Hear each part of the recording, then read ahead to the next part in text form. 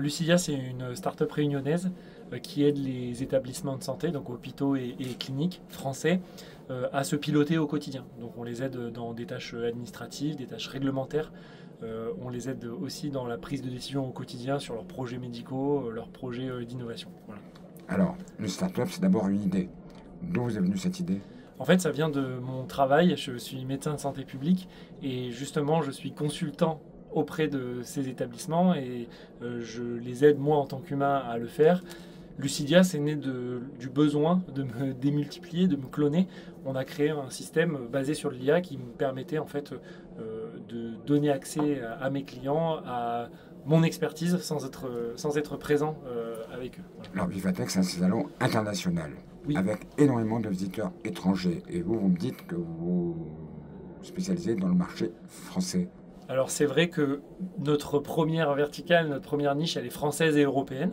Mais en réalité, on s'est rendu compte que dans le monde de la santé, on pouvait aussi se propager à l'international. Et c'est justement l'enjeu de Vivatech, c'est de rencontrer des acteurs qui ont peut-être des problèmes ou des enjeux à l'étranger et pas seulement en France et en Europe.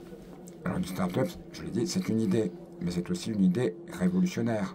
Est-ce que vous êtes en avance par rapport à vos concurrents? Alors on utilise de l'intelligence artificielle, donc on n'est pas en avance, tout le monde en fait aujourd'hui. Par contre là où on est innovant, là où on est vraiment en avance, c'est qu'on a créé un modèle de compréhension, de connaissance de la santé qui est unique en France. Finalement on a donné accès à l'IA, à de la connaissance qualifiée, à vraiment une compréhension du domaine de la santé. Et ça c'est unique, même les plus grands sur le marché de l'intelligence artificielle ne le font pas. Le salon a démarré hier, donc c'est notre deuxième jour ici. Quel est votre premier bilan? Est-ce que vous avez trouvé des contacts, des gens intéressants? Et quel genre de contacts? C'est des clients potentiels? C'est des investisseurs? Qu'est-ce que vous êtes venu chercher exactement? Alors on a eu beaucoup de contacts différents et c'est ça qui est vraiment cool dans ce genre de salon, c'est qu'on peut tout voir. On a eu des clients potentiels, on a eu des investisseurs spécialisés dans la santé, mais pas que. On a eu aussi des institutions publiques qui sont très intéressées par notre technologie pour l'appliquer notamment en Espagne. C'est hyper intéressant parce que c'est l'Europe.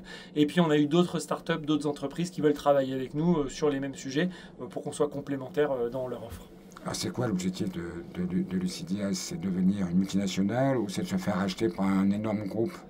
Alors déjà l'ambition de Lucidia immédiatement, ça pour le futur je ne sais pas vraiment, mais l'ambition immédiate c'est déjà d'être une référence et de décomplexifier le système de santé français et européen et potentiellement du monde. Voilà, ça c'est l'objectif. Après qu'on soit une multinationale ou qu'on se fasse racheter, ça c'est pas vraiment à moi de décider, on verra comment ça se passe.